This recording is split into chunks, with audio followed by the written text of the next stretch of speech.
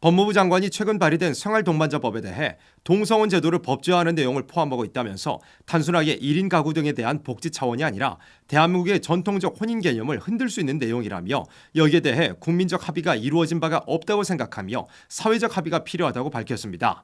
이 법을 반대하는 청원에 5만 명이 동의했는데 그 내용은 이와 같습니다. 이 법은 혼인이나 혈연관계가 아닌 성인 두 사람도 가족으로 인정한다는 내용을 담고 있습니다.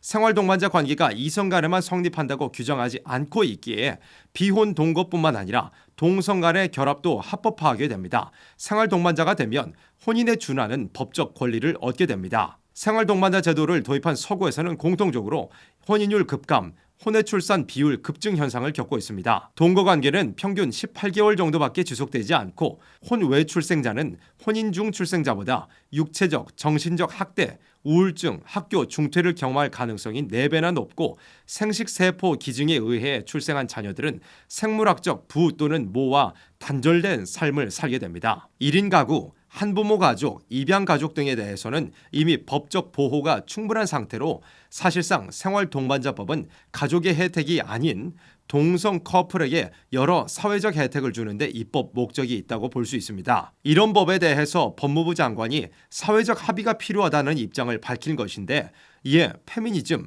젠더, 퀴어 이론을 주장하는 주디스 버틀러가 피할 수 없는 일을 피하려 한다고 말했습니다. 주디스 버틀러는 EBS 교육방송에서 세계의 석학 중 한 명으로 소개되어 강연을 한 적도 있는 사람인데 퀴어, 동성애, 젠더, 페미니즘뿐만 아니라 소아성애와 근친상간까지 지지하는 자입니다. 주디스 버틀러는 남녀 양성이 자유를 제한하는 감옥이며 자연에 의한 차별이며 해방되어야 할 자연의 독재라고 설명합니다.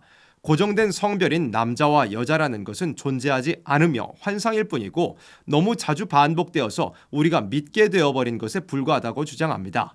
양성은 남자, 여자, 아버지, 어머니 등과 같은 언어학적 명칭에 의해 생겨난 것이며 근친상간의 금기와 같은 억압에 의해서 생겨난 것이라고 주장합니다. 주디스 버틀러가 주장하는 젠더 이론은 개인의 정체성이 생물학적 성과 일치하지 않으며 생물학적 성은 정체성 형성에 어떠한 역할도 하지 않는다고 하는 것입니다. 그리고 성 정체성은 유동적이고 변화 가능한 것이며 다양하다는 것입니다. 성 정체성이 해체되어야 하고 그래야만 개인이 완전한 선택의 자유를 누릴 수 있고 언제든지 스스로를 재창조할 수 있다고 주장합니다. 주디스 버틀러는 가족이 배우자와 아이들의 결합으로 이루어지는 것이 아니라 자의에 따른 일시적인 소속일 뿐이라고 이야기합니다.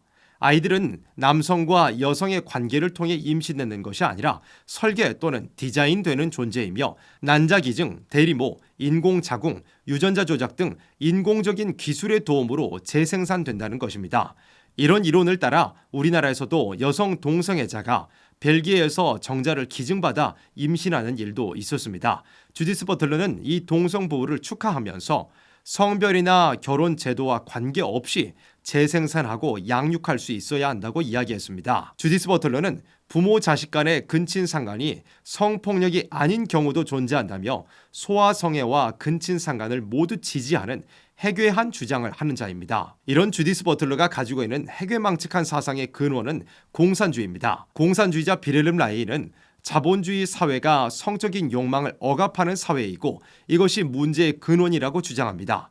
기독교적 성윤리와 성도덕으로 형성된 가정에서 사람들이 성적으로 억압을 받고 있으며 이러한 억압적인 가정이 착취와 통제의 사회를 만들어낸다고 분석합니다. 때문에 사회적 착취와 통제의 근본인 교회를 해체시켜야 한다고 주장했습니다. 비르름 라인은 사회주의 혁명을 기대하는 마르크스의 정치경제학에 프로이트의 성에 대한 정신분석학을 결합시켜 성혁명이라는 개념을 만들어냈습니다.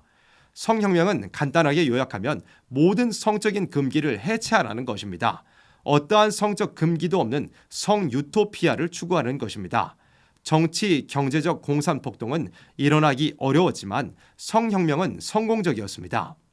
유럽을 휩쓴 68 문화혁명이라는 것이 이 비르름 라이의 성혁명에 아주 큰 영향을 받아 일어난 사태였습니다. 68은 금지하는 것을 금지한다는 구호로 일어났습니다. 쉽게 모든 금기를 해체하라는 것이고 여기에는 모든 성적인 금기의 해체도 포함되어 있었습니다. 퀴어, 젠더, 동성애, 근친상간, 자유연애, 다자성애 등 온갖 난잡한 것들이 쏟아져 나오기 시작했고, 특히 어린 아이들에게도 성해방이 필요하다는 궤변으로 소아성애의 문제도 함께 등장했습니다. 생활동반자법을 옹호하는 주디스 버틀러의 사상과 그 뿌리가 되는 공산주의에 대해서 간략하게 살펴보았습니다. 이런 사상을 현실화하는 법이 생활동반자법입니다. 다양성, 자유, 금기 해체, 복지 등 그럴듯한 용어들이 표면에 드러나 있지만 그 이면에는 무실론 공산주의가 있는 것입니다. 우리는 이와 같은 법들이 성경에 예언한 청왕생말과 같은 간교한 마귀의 미혹이라는 것을 알아야 합니다. 현재 법무부 장관이 이 법의 의도를 간파하여 공론화시키려 하는 것은 적절해 보이나 결국 세상은 성경의 예언대로 심판을 향하여 달려갈 것이고, 주디스 버틀러의 말처럼 피할 수 없는 일이 될 수도 있습니다. 우리는 죄악된 세상 가운데서도 마귀의 미혹을 분별하며 물리치며 택한 생명들을 살리고 예수님의 재림과 심판 후에 이루어질 새 시대만을 기다려야 합니다.